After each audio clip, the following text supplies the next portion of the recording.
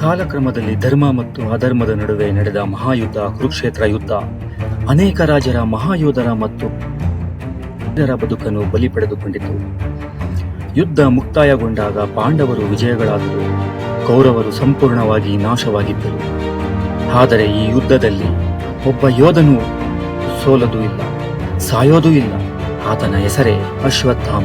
ಕೌರವರ ಸೋಲು ತನ್ನ ಪಿತೃವಿಯೋಗ ಮತ್ತು ಅನ್ಯಾಯದಿಂದ ಅವನ ಮನಸ್ಸು ಪ್ರತೀಕರವಾಗಿ ದಹನಗೊಂಡಿತು. ಮುಂದೆ ದ್ರೋಣಾಚಾರ್ಯರ ಮರಣದ ನೋವಿನಿಂದ ಹೊತ್ತಿ ಉರಿಯುತ್ತಿದ್ದ ಪಾಂಡವರು ನನಗೆ ಕಷ್ಟ ತಂದರು, ಈಗ ನಾನು ಅವರ ಬದುಕನ್ನೇ ನಾಶ ಮಾಡುತ್ತೇನೆ ಎಂದು ಅವನು ಶಪಥ ಹಾಕಿದ್ದನು. ಅಶ್ವತ್ಥಾಮ ಪಾಂಡವರ ಶಿಬಿರಕ್ಕೆ ನುಗ್ಗಿದನು. ಜಾಗೃತ ಯೋಧರನ್ನು ಸಾಯಿಸಿ ದ್ರೌಪದಿ ಪುತ್ರರನ್ನು ಅಮಾನುಷವಾಗಿ ಹತ್ಯೆ ಮಾಡಿದನು. ತನ್ನ ಕೋಪಕ್ಕೆ ಅವನು ಮಗುವಿನಂತಿರುವ ಪಾಂಡವರ ಮಕ್ಕಳನ್ನೂ ಬಲಿ ಪಡೆದನು. ಆದರೆ ಇದನ್ನು ಕೇಳಿದ ಪಾಂಡವರು ಬೆಚ್ಚಿ ಬಿದ್ದರು. ಅರ್ಜುನ ಕೋಪಗೊಂಡು ಅಶ್ವತ್ಥಾಮನನ್ನು ಸೆರೆ ಹಿಡಿಯಲು ಹೊರಟು ಬಂದನು.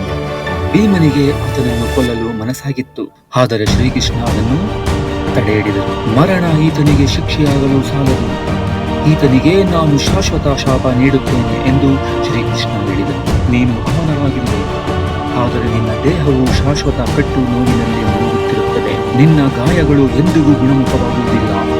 ನೀನು ಕ್ಷಮೆ ಬೇಡಿದರೂ ಅದು ಸಿಗದು. ಜನರು ನಿನ್ನನ್ನು ಗುರುತಿಸುವುದಿಲ್ಲ, ಸಹಾಯ ಮಾಡುವುದಿಲ್ಲ. ನೀನು ಅನಂತ ಕಾಲ ಭೂಮಿಯ ಮೇಲೆ ತಿರುಗಾಡಬೇಕಾಗುವುದು. ನಿನ್ನ ಅಶ್ವತ್ಥಾಮ ಅಮರ